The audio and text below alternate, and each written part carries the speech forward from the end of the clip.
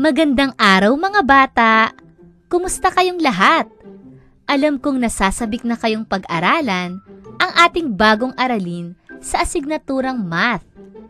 Tayo ngayon ay nasa unang linggo ng ika-4 na markahan.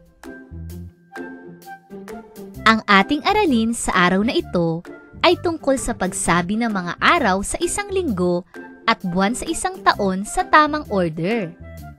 Sa araling ito ay matututuhan mo ang pagsabi ng araw sa isang linggo. Matututuhan mo rin ang pagsabi ng buwan sa isang taon sa tamang order nito. Tingnan ang mga halimbawa sa susunod na pahina. Suriin mo kung paano ang pagsabi ng tamang mga araw sa isang linggo at buwan sa isang taon.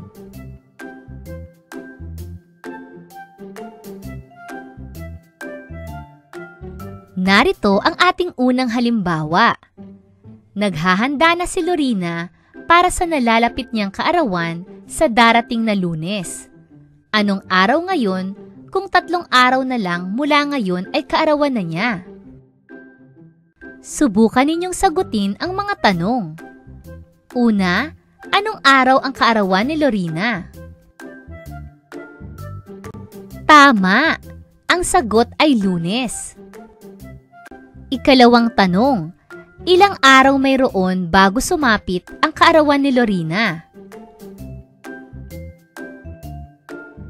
Magaling! Ang sagot ay 3 araw. Ano kaya ang ating solusyon sa suliranin?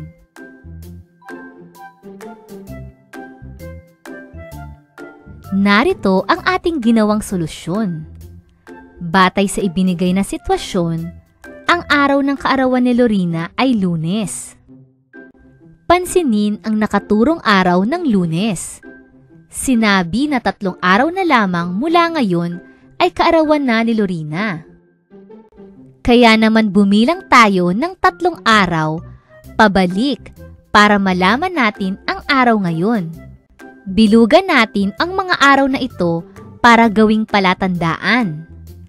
Ang huling bilang ay natapat sa Biyernes, kaya ang ating sagot ay Biyernes. Biyernes ang 3 araw bago sumapit ang Lunes. Tandaan mo, may 7 araw sa isang buong linggo. Tingnan ang talahan na yan sa ibaba kung paano ipinakita ang pagkakasunod-sunod ng mga araw sa isang buong linggo. Ang unang araw sa isang buong linggo ay Linggo. Ang ikalawang araw naman ay Lunes. Ang ikatlong araw ay Martes. Ang ika-4 ay Miyerkules. Ang ika-5 ay Huwebes. Ang ika-6 ay Biyernes. At ang ika-7 araw ay Sabado. Para sa ating ikalawang halimbawa, ito ay tungkol sa pagsasabi ng mga buwan sa isang taon sa tamang pagkakasunod-sunod. Ngayon ay buwan ng Oktubre. Ilang buwan ang hihintayin mo bago sumapit ang buwan kung saan ipinagdiriwang ang Kapaskuhan? Narito ang ating kasagutan. Ang araw ng Kapaskuhan ay ipinagdiriwang tuwing buwan ng Disyembre. Ibig sabihin, 2 buwan pa ang hihintayin bago sumapit ang araw ng Kapaskuhan. Tandaan natin mga bata, mayroong 12 buwan sa loob ng isang taon. Tingnan ang tamang pagkakasunod-sunod ng bawat buwan sa isang taon. Basahin natin. Sabayan ninyo ako. Enero, Pebrero, Marso, Abril, Mayo, Hunyo, Hulyo, Agosto, Setyembre, Oktubre, Nobyembre, at Disyembre. Narito ang ilan sa mga halimbawa ng selebrasyong ipinagdiriwang ng mga Pilipino.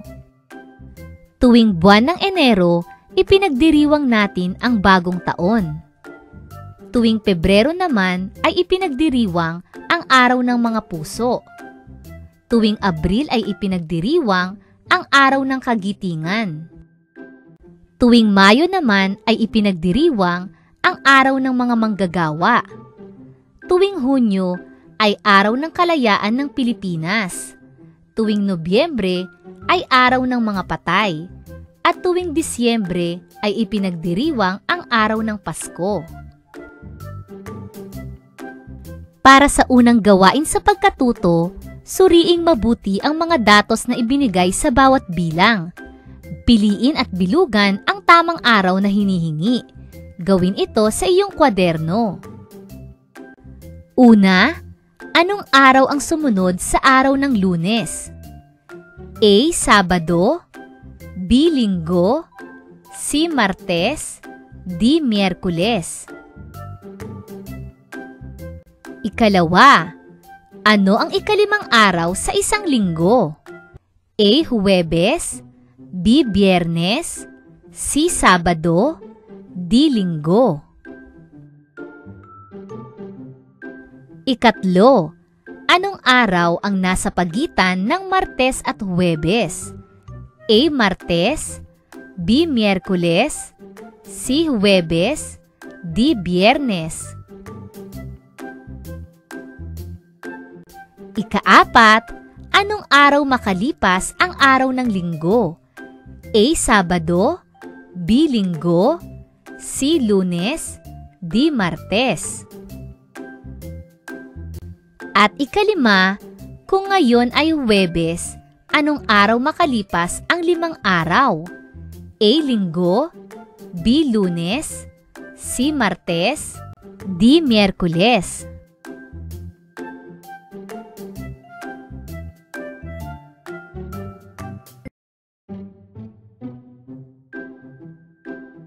Para sa ikalawang gawain sa pagkatuto, isulat ang tamang ngalan ng buwan sa bawat patlang ayon sa pagkakasunod-sunod nito.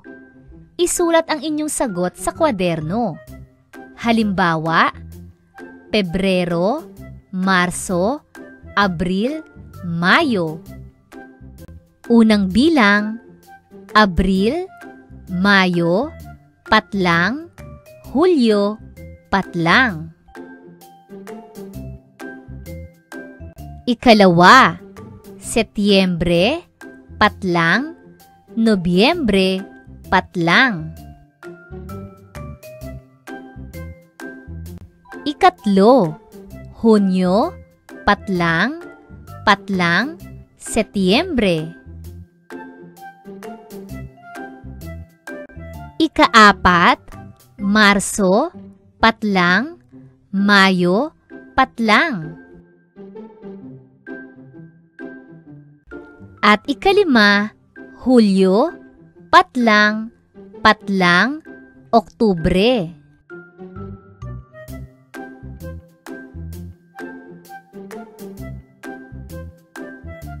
Para sa ating panghuling gawain, suriing mabuti ang mga datos. Isulat sa patlang ang angkop na buwan kung kailan ito ipinagdiriwang. Isulat ang iyong sagot sa kwaderno. Una, araw ng mga puso. Ikalawa, araw ng mga patay. Ikatlo, araw ng kagitingan.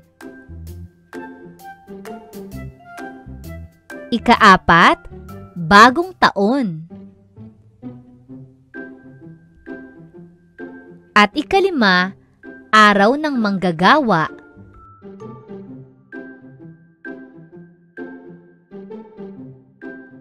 At dito nagtatapos ang ating aralin sa araw na ito.